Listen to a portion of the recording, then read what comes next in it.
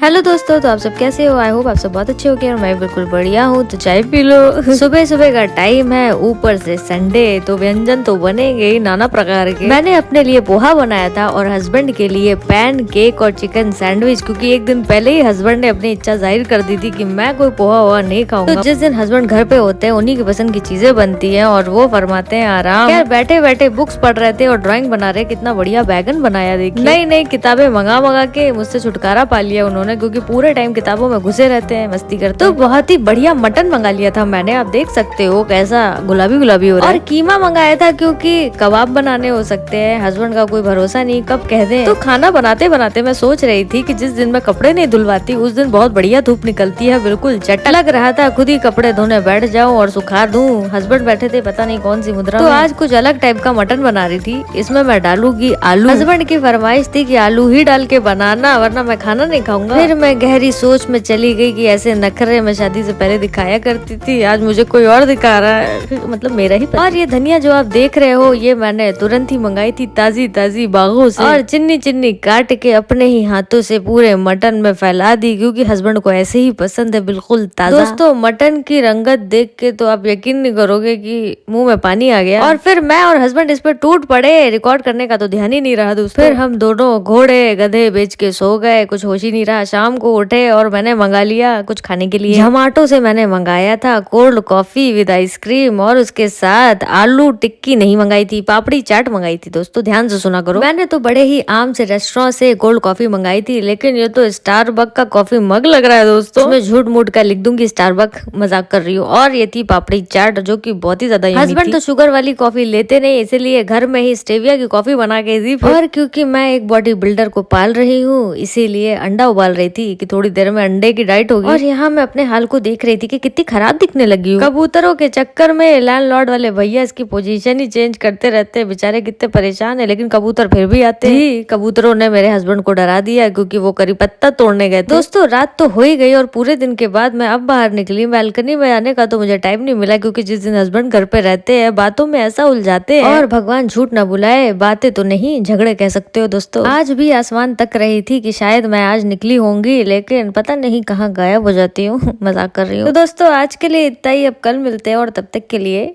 Love you.